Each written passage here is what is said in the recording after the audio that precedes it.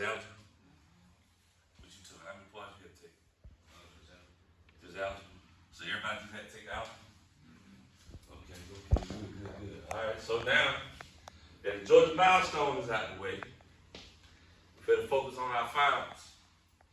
We have about 4 weeks left of school, and we're gonna be heavy on vocabulary. We're gonna have some reading passages we're gonna have to go over. Because once again, reading is about what? Comprehension, right? Alright. Your definition is about expanding your vocabulary and also giving you a better understanding of words when you read them, correct? Alright, well, right now we're gonna start with a video. It's called Thug 2.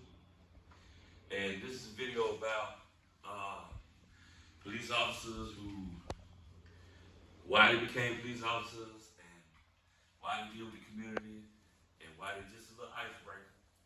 Just so y'all can be interested. It's about 6 minutes long. So I want y'all to pay attention. You can turn the lights on. Yeah, I'm turning on, boy. Alright.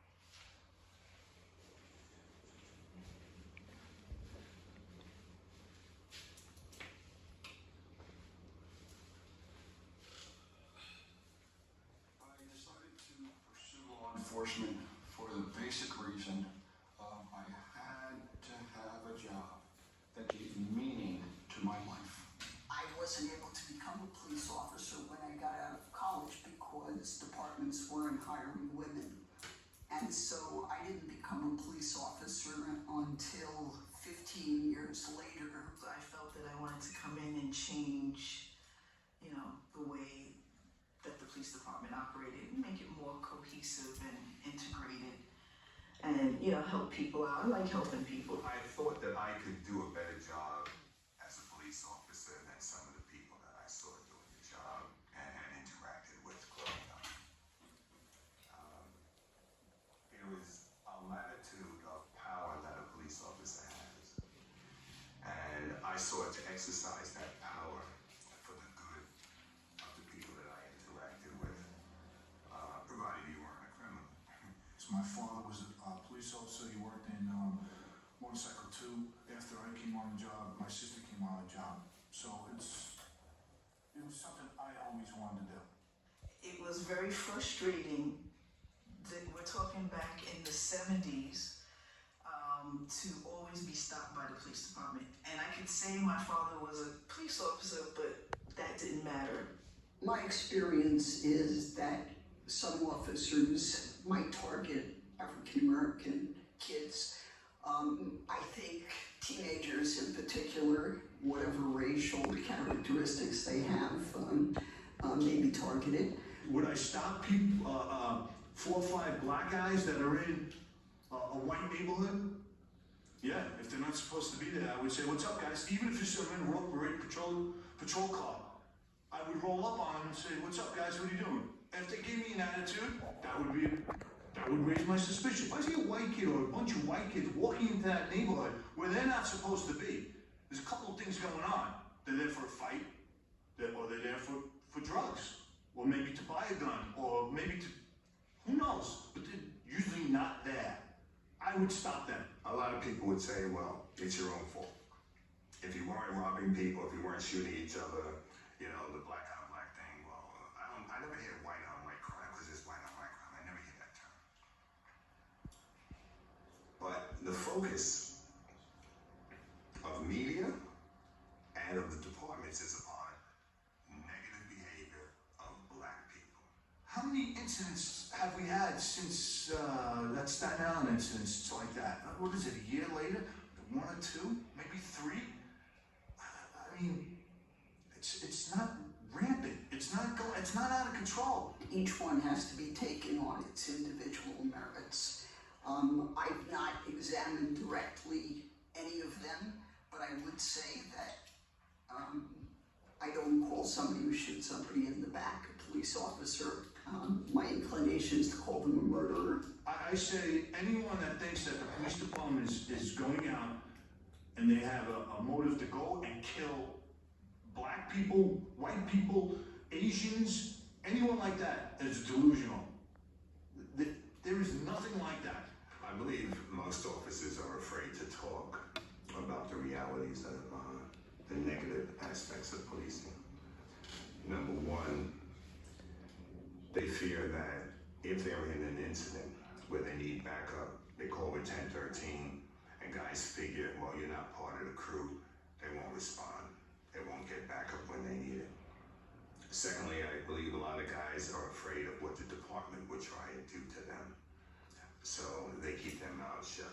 Just because you're a cop doesn't mean that you don't have rules to follow.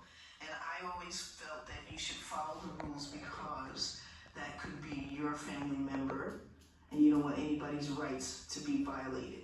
I think that we have to recognize that the police are the most obvious object of disdain. However, they're not the problem. They may have problems, but they're not the exclusive problem. And in the precinct that I live in, which happens to be a 77 precinct, they are going to reinstitute this policing where cops are assigned to a certain area and they need to know the business owners, they need to know the people, and people really need to walk up to them and say hi and know the officers too. It works both ways. I don't understand why people just, get a job, go to school. Why do you have to protest against the cops? The cops are there to help you. I don't understand why everybody's so angry about something, an order that doesn't exist. It's the responsibility of the white community. It's the responsibility of our leaders to realize black people are not shouting racism and discrimination and exploitation for no reason. They're not marching. They're not protesting because they have nothing else to do. Their problems are real. Racism is such a part of the system, of the network of the American society, that people, white and black, don't realize when racism is being executed for them or against them. That we've obviously touched a raw spot in our national psyche, not just in policing, but in everything else, alarms me, concerns me, and makes me feel that not just the policing community, but every other community needs to take notice. Alright, so, like I said, this is an icebreaker, but it does go along with the vocabulary we're about to do. So, what do y'all think about that video? Do y'all think that a lot of times, every time something happens between different races that end up in maybe tragedy is always a racial situation? I mean, certain one, sometimes it could, race, when the police officer said, he said, it was five black girls, if them in a white neighborhood or something, he gonna roll up on them, action. I forgot what he said when I asked him, but What's going on? yeah, what's going on, Because he felt like they don't belong there. But then he said it was white people there, they probably there to see a fight or about drugs or get a gun or something like that. Okay. So, what would you call that? Would you call that him doing his job? Would you call it racial profiling? Or what? I feel like that's racist, cause he never said. So you think it's racial profiling? Yeah, cause he said. I mean, but he did say if he sees some white guys in a black neighborhood, he's going to assume that they there for no good reason. So is that racial profiling also? He could be trying to cover up the real reason, he could be trying to cover him up, and it seem like it's not about a racial situation.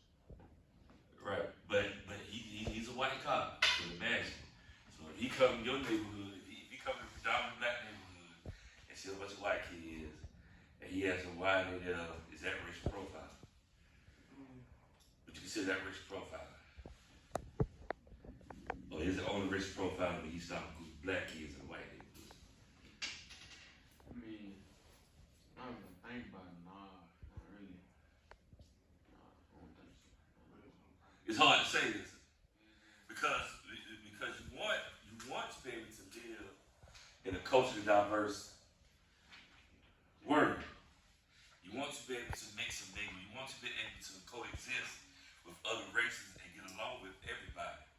But now, of course, just seeing a bunch of black kids in a white neighborhood, maybe kids live there. You never know. Same vice versa with the white kids in the black neighborhood. Maybe one live there, right? You never know. So, you know, it's just some things to think about. You know, I don't think that this is mainly a group of cops or police officers that are speaking out about the disparity between cops and blacks or cops and Hispanics or whatever because of the cloud that has been put over our nation with this cops killing blacks. You know, with George Floyd, Trayvon Martin, the last we just had the Nichols kid in Memphis, Tennessee. Now, would that be a racist situation? Because then you have 5 African American cops killing a black man. So are we to say that that's a racist situation? It is. No. Why would you say it's a racist situation? But it was 5 black cops. Now races usually be one race against another race. But you have 5 black cops killing 1 black man for no apparent reason. So that's not a racist situation? No, they ain't no racist situation. Or is it maybe it's just abuse of power by our police? Oh, yeah. Y'all feel like that. Maybe just abuse of power by our police. Because now it's a great area. You can say let's use George Floyd. That's the one that got the biggest attention out of all these situations, right? It was a man you see on TV, the cop has his knee on his neck. So they made a big, it was a big campaign about it. Can you say that cop was racist? Maybe. You can assume that. But they did say like, I forgot what time it was, but like in the middle of the night, he went to his baby, like his, I don't know his baby mother or something like that. Like it was a pretty lady was at her house and like showing abusive, like Right. abusive or something like that. So I wouldn't say that's like racist. I think it was right. yeah, like So what you said. right. So they just say, it's just a thing we're gonna think about. And every time a cop asks you a question, you don't have to be belligerent with him. You got to act like he's stopping your world. If he asks you what's going on, stay calm, answer his question, and hope you can keep it moving. You know what I'm saying? All right, so let's go with some of these words. I want to read the first word for me. Huh?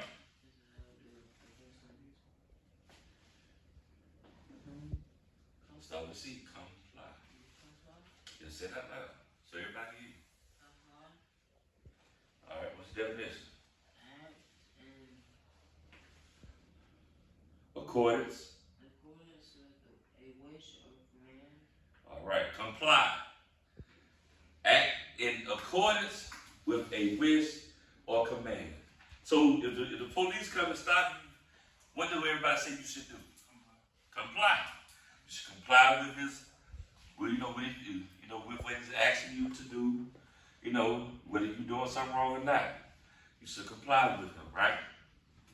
All right. We're gonna read number 2.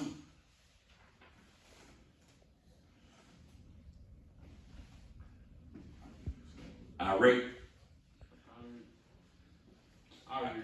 Okay. Alright. Feeling or Characterize. Okay. Characterize. Characterized by great anger. Great. Irate. Feeling or characterized by great anger.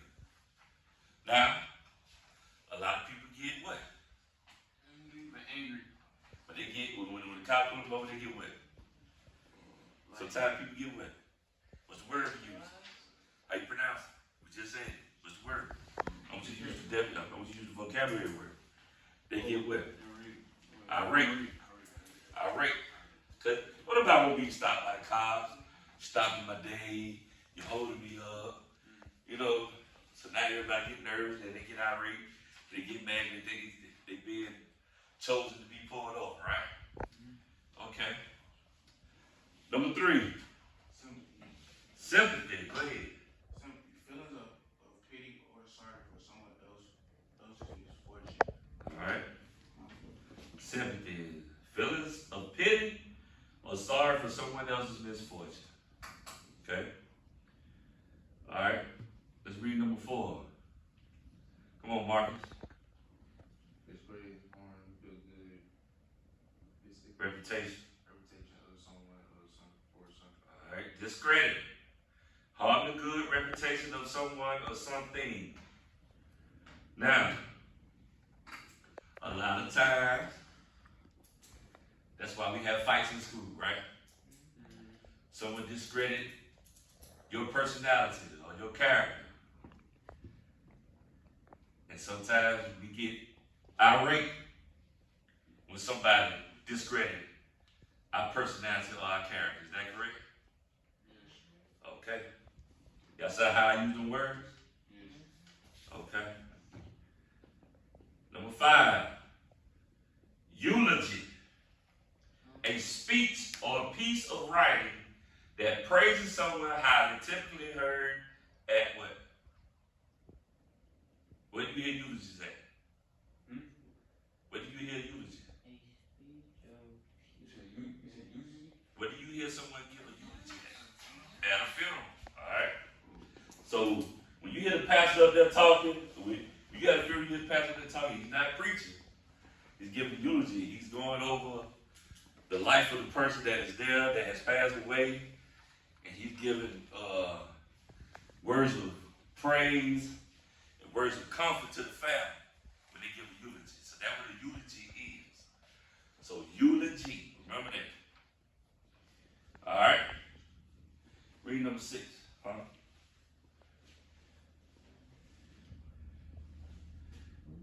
Advocate.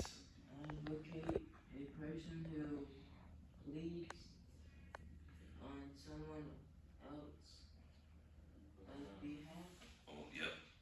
Advocate, a person who pleads on someone else's behalf. Now, what profession does that? A judge, a court, actually, is a court. Now, actually, the judge, but who else in the court? Who? If you get in trouble for something that you may not get, you have to get someone to advocate for you. Who? Lawyer. A lawyer. A lawyer advocates for his clients. Or if y'all get in some trouble, or like you in trouble with your parents, you and your little brother, and you know he ain't mean to do it, but you want to be the big brother, so you gonna advocate for him. Like, no, I did it. Right? Okay. All right, what number 7? Huh? Narcotic. What is that? A drug or other substance that affects mood or behavior and a Consume. consumed for Non-medical. non-medical purposes, Especially when sold illegally. illegally.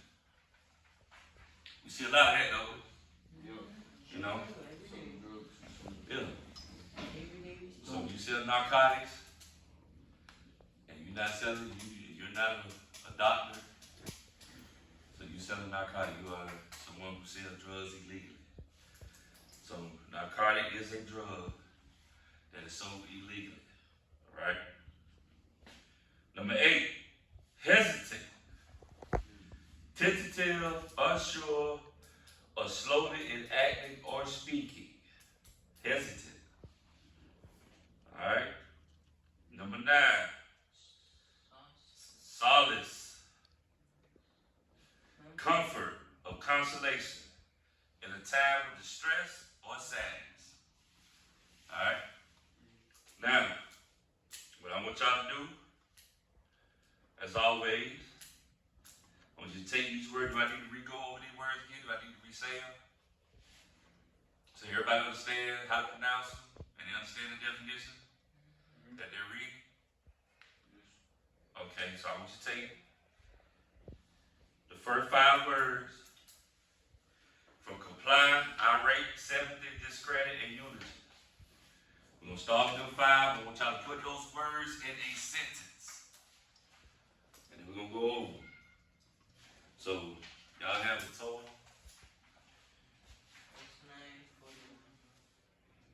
Let's get it's 941. I got you.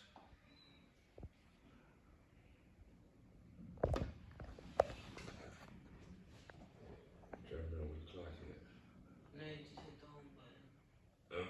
You hit the home button. The house. The little orange house. The house. The clock is. No, it's locker. Right here, lock it first. And then. Timer. Yep, there you go. Got you. I'm gonna give y'all. It's 5 minutes. Yep, I'm gonna forgive you.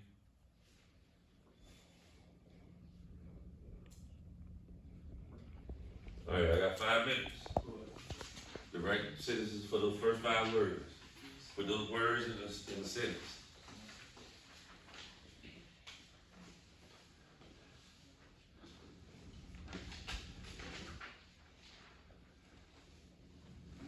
First word is comply. Act in accordance with a wish or command. I was put that in the sentence. I need you to write.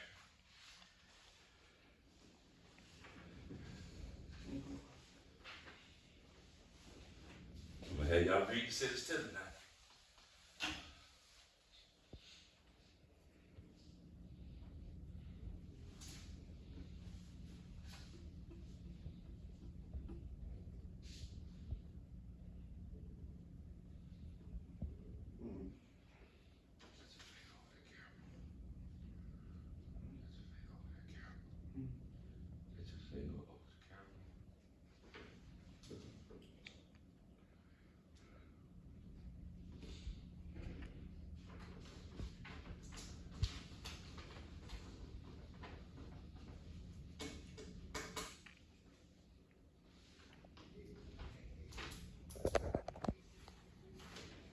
Next word is irate.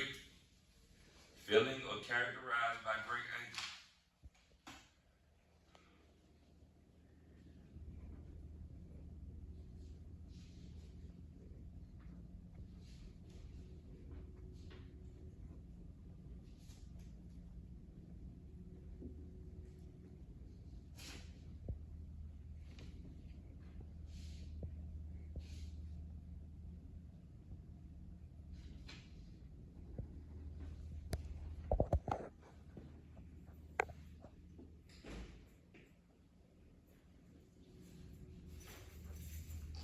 Alright, next word is sympathy.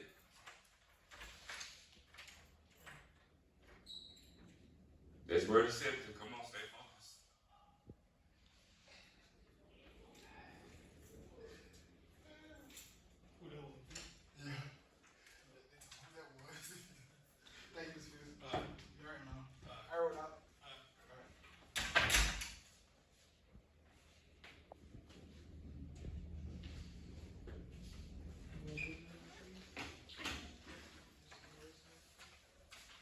Next word, discredit.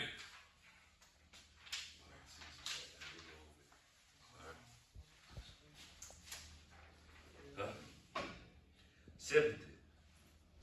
What is sympathy?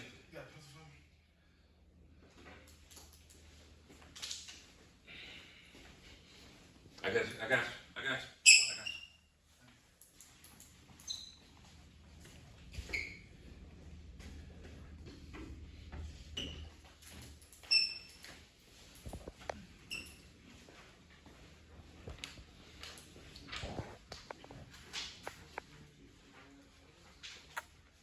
Sympathy. What does sympathy mean? When you have sympathy for someone, what that means?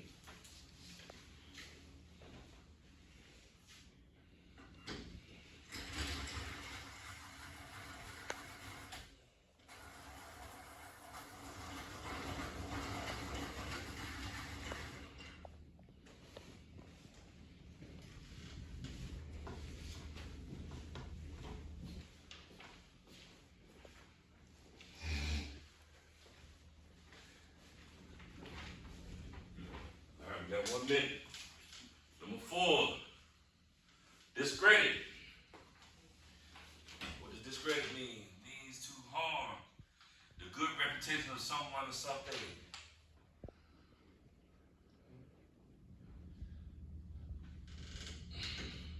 Number 4. Yeah, that's number 4. Want me to do it? Want me to do it? No, I'm just reading them. Make sure they can catch up. So we rewriting the sentence. Yeah, you put the word in sentences right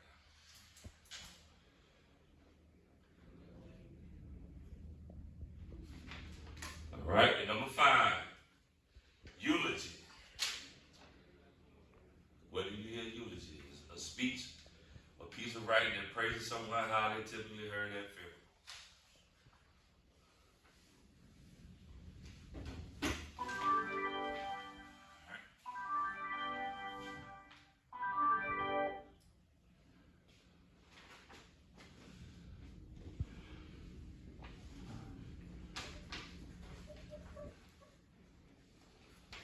All right, y'all ready?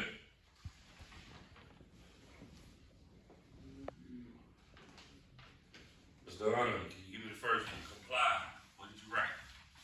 Read it out loud so everyone can hear you. Sit up a little bit so we can hear you. What did you write for comply?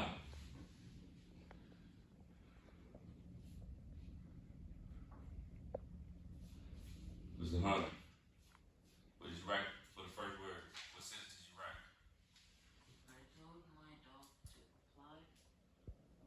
You told your dog to comply. Okay. That's pretty good. Now, can we rewrite that a little bit? Kind of like say like, Maybe you can say, my dog complied with my command, or complied to my command. Right? Okay. Good job. Good try. Good job. Mr. Taylor. You do number 2, irate. Feeling characterized by great anger. Someone who get mad at someone who's doing good, or he deserves that feeling because he had a bad day. So you saying he was irate because he had a bad day? Good. Okay. He was irate because he had a bad day. All right, Mr. Lewis, what did you write for sympathy? I ain't getting that part. I had thought of it. Okay, so take a word real quick. Give me one. Sympathy. I got pulled over by a black cop, so he seen my skin color, he showed me a little sympathy and let me off the hook. There you go. It's a great sentence, man. That's great. Write that down. Write it down. Mr. Jenkins, what you got for discredit?